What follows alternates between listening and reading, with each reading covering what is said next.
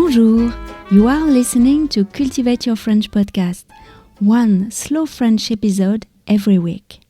My name is Laetitia, I'm French, I live just outside Paris, and I share with you a small slice of my daily life here in France. I also run the podcast One Thing in a French Day since 2006.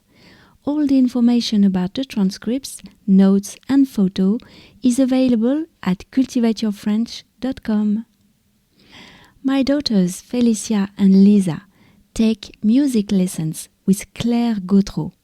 They learn how to play viola da gamba, an old instrument that first appeared in the 15th century and that our King Louis XIV really enjoyed. Claire is a musician. She loves to bring happiness to people through music, but she's also a teacher. She says that it's very important to share what moves you, to share the language of music and the gesture of playing music. Both my daughters really enjoy Claire's personality and her way of teaching. Today, it's our turn to have a moment with her. In today's episode, Claire is giving you a presentation of this instrument that she calls an old lady. Et maintenant, parlons français. Je vous lis le texte une première fois, lentement, et ensuite, vous entendrez Claire à vitesse normale. C'est parti!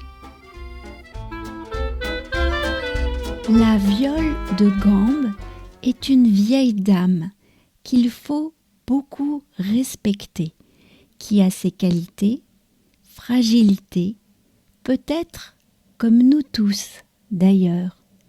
Cet instrument est né dans les pays latins, Espagne, Italie, et est une descendante des guitares et des luths.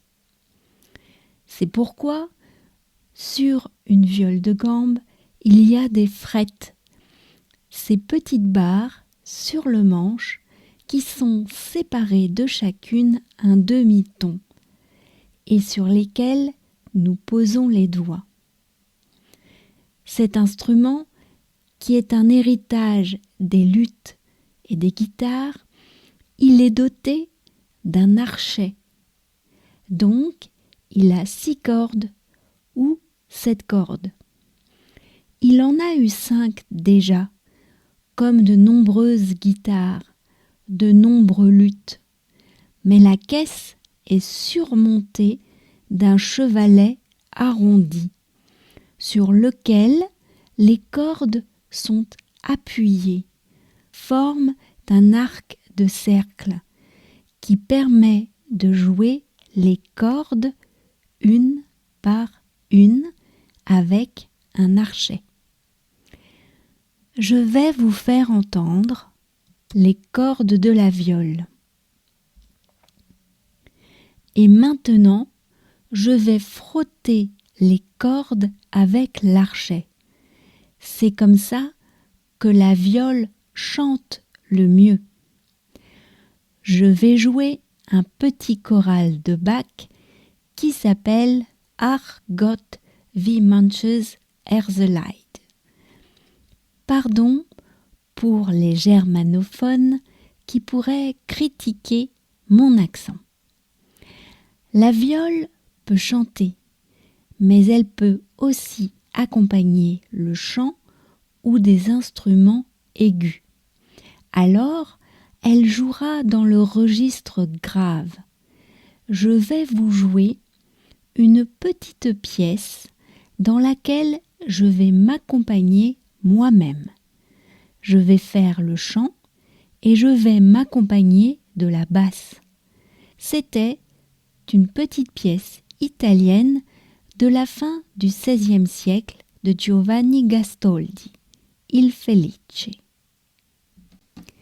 Et maintenant, vous allez entendre Claire parler à vitesse normale. La viole de gambe est une vieille dame qu'il faut beaucoup respecter, qui a ses qualités et fragilités, peut-être comme nous tous d'ailleurs. Cet instrument est né dans les pays latins, Espagne, Italie, et est une descendante des guitares et des luths. C'est pourquoi sur une viole de gambe, il y a des frettes, ces petites barres sur le manche qui sont séparées de chacune un demi-ton et sur lesquelles nous posons les doigts. Cet instrument qui est un héritage des luths et des guitares, il est doté d'un archet. Donc il a 6 cordes ou 7 cordes, il en a eu 5 déjà, comme de nombreuses guitares, dont de nombreux luths, mais la caisse est surmontée d'un chevalet arrondi sur lequel les cordes sont appuyées, forme un arc de cercle qui permet de jouer les cordes une par une avec un archet. Je vais vous faire entendre les cordes de la viole.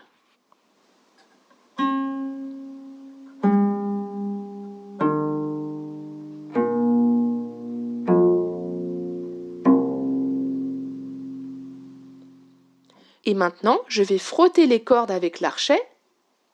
C'est comme ça que la viole chante le mieux.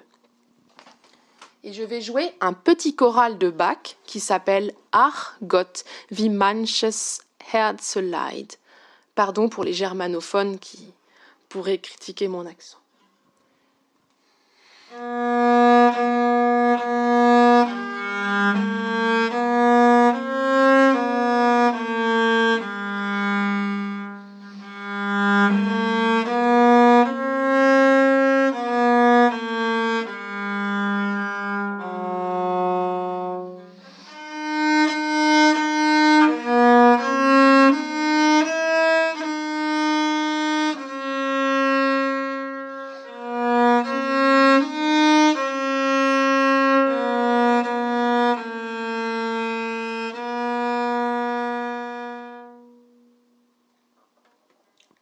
La viole peut chanter, mais elle peut aussi accompagner le chant ou des instruments aigus.